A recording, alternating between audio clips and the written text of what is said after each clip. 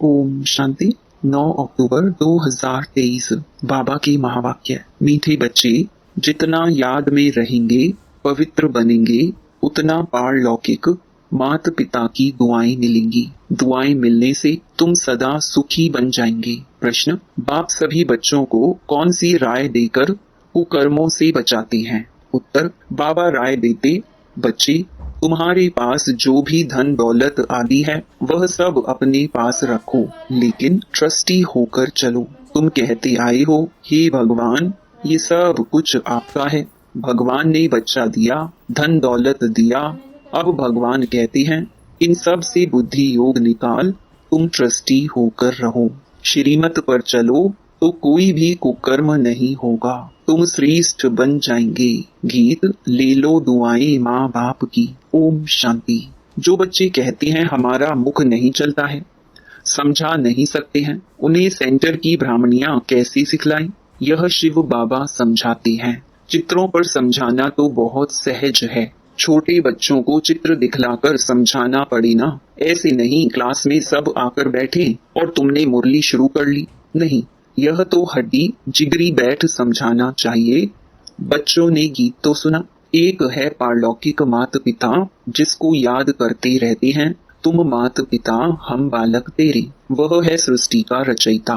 माता पिता जरूर स्वर्ग ही रचेंगे। सतयुग में स्वर्गवासी बच्चे होते हैं। यहाँ के माता पिता खुद ही नर्कवासी हैं, तो बच्चे भी नर्कवासी ही पैदा करेंगे। गीत में कहा, ले लो दुआएं माँ बाप की। तुम जानते हो, इस समय के माँ बाप तो दुआएं नहीं देते। स्वर्गवासी दुआ देते हैं, जो दुआ फिर आधा कल्प चलती है।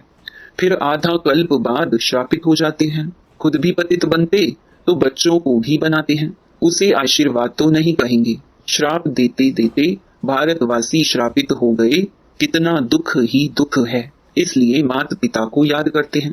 अभी वह माता पिता दुआएं कर रहे हैं, पढ़ाकर पतित से पावन बना रहे हैं। यहाँ है आसुरी संप्रदाय, रावण राज्य। वहाँ है दैवी संप्रदाय, राम राज्य। रावण का जन्म भी भारत में है। शिव बाबा, जिसको राम कहते हैं, उनका जन्म भी भारत में है। तुम जब वाम मार्ग में जाते हो तो भारत में रावण राज्य शुरू होता है। तो भारत को ही राम परम पिता परमात्मा आकर पतित से पावन बनाते हैं। रावण आते हैं तो मनुष्य पतित बनते हैं। गाते भी हैं, राम गयो रावण गयो, जिनका बहु परिवार है। राम का परिवार तो बहुत छोटा है और सब धर्म खत्म हो जाते हैं, सबका विनाश हो जाता है। बाकी तुम देवी देवताएं रहेंगे।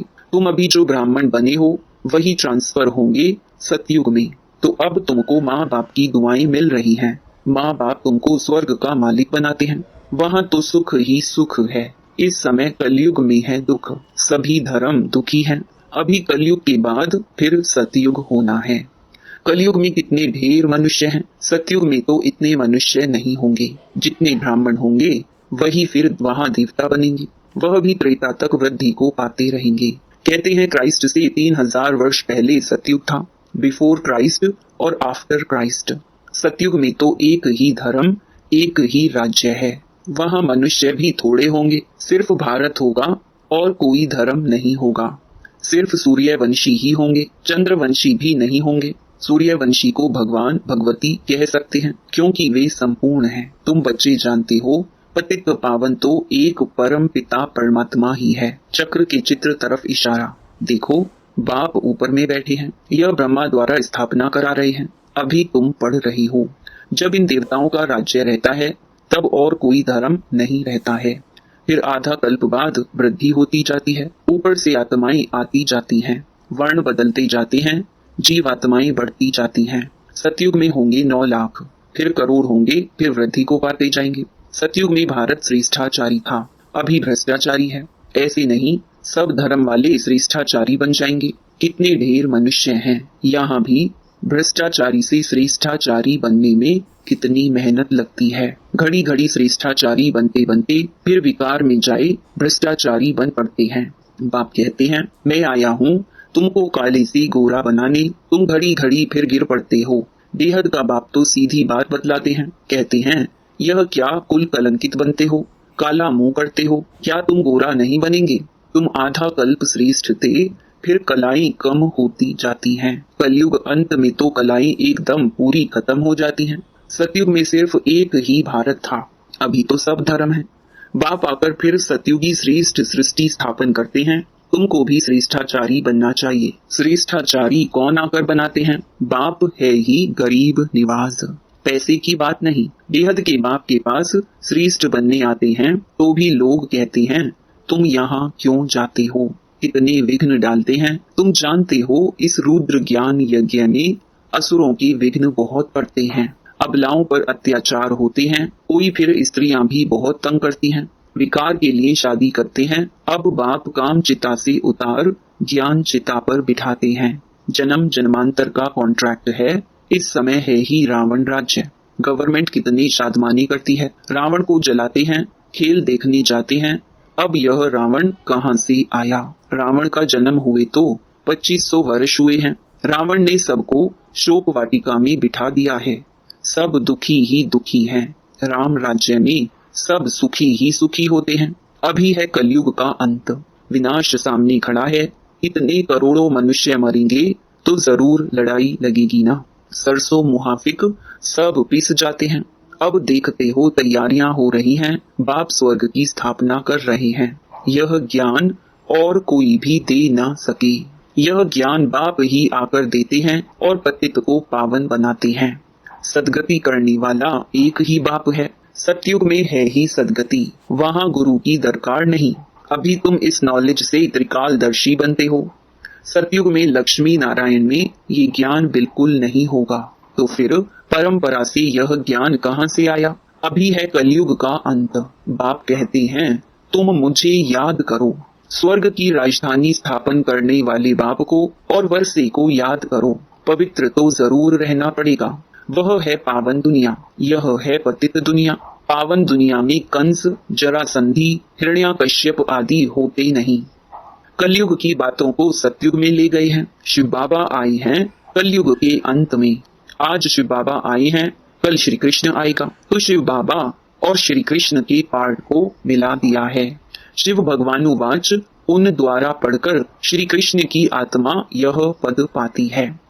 उन्होंने फिर भूल से गीता में श्री कृष्ण का नाम डाल दिया है। यह भूल फिर भी होगी।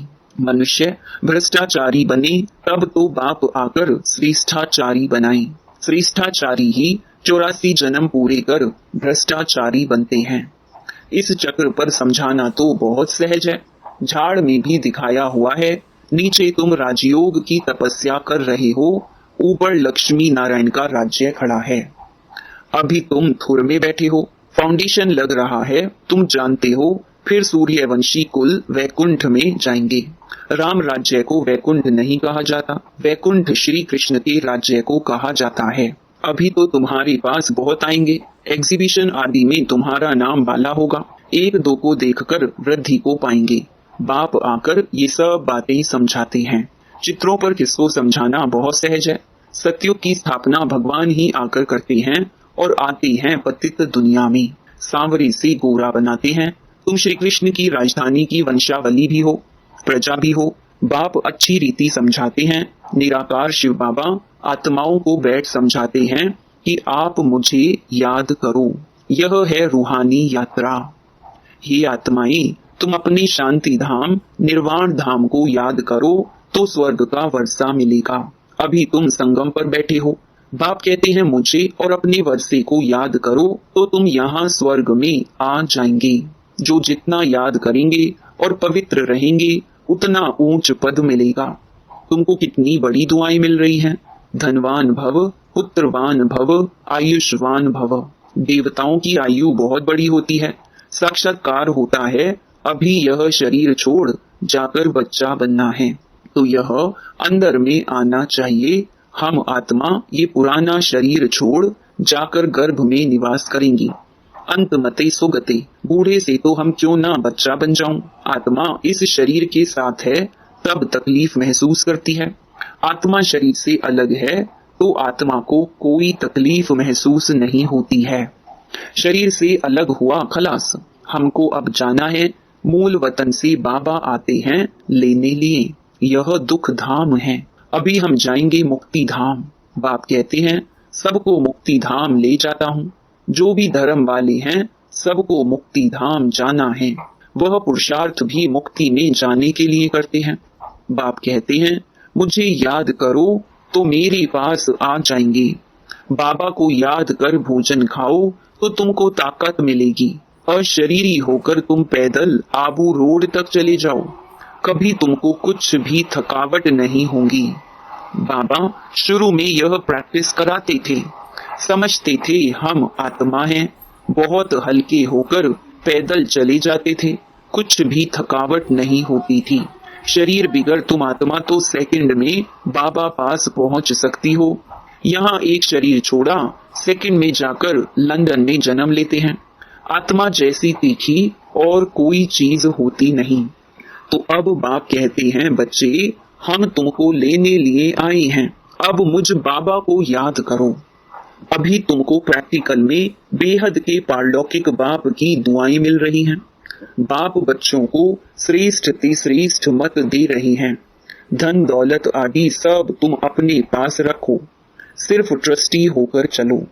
तुम कहते भी आए हो हे भगवान यह सब कुछ आपका है, भगवान ने बच्चा दिया, भगवान ने यह धन दौलत दिया। अच्छा फिर भगवान आकर कहते हैं इन सब से बुद्धि योग निकाल, तुम ट्रस्टी होकर चलो। श्रीमत पर चलो तो बाप को मालूम पड़ेगा तुम कोई कुकर्म तो नहीं करते हो। श्रीमत पर चलने से ही तुम श्रेष्ठ बनेंगे, आसुरी मत पर चलने से तुम भ्रष्ट बने हो। आधा कल्प तुमको भ्रष्ट बनने में लगा है, 16 कला से फिर 14 कला बनते हो, फिर धीरे धीरे कलाएं कम होती जाती हैं। तो इसमें टाइम लगता है ना। अच्छा मीठे मीठे सिकिलधे बच्चों प्रति माता पिता बाप दादा का याद प्यार और गुड मॉर्निंग। रूहानी बाप की रूहानी बच्चों को नमस्ते। धारणा के लिए मुख्य सार। पहला, चलते फिरते अशरीरी बनने का अभ्यास करना है। भोजन एक बाप की याद में खाना है। दूसरा, माता पिता की दुआएं लेनी है, ट्रस्टी होकर रहना है, कोई भी कुकर्म नहीं करना है। वरदान, अनासक्त बन लौकिक को संतुष्ट करते भी ईश्वरीय कमाई जमा करने वाले राज युक्त भव। कई बच्चे लौकिक कार्य, लौकिक प्रवृत्ति, लौकिक संबंध संपर्क निभाते हुए अपनी विशाल बुद्धि से सबको संतुष्ट भी करते और ईश्वरीय कमाई का राज जानते हुए विशेष हिस्सा भी निकाल लेते। ऐसे एक नामी और इकोनॉमी वाले अनासक्त बच्चे हैं जो सर्व खजाने, समय, शक्तियां और स्थूल धन को लौकिक से इकोनॉमी कर अलौकिक कार्य में फ्राक दिली से लगाते हैं। ऐसे युक्ति युक्त राज युक्त बच्चे ही महिमा योग्य हैं। स्लोगन, स्मृति स्वरूप बनकर हर कर्म करने वाले ही प्रकाश स्तंभ लाइट हाउस बनते हैं। ओम शांति।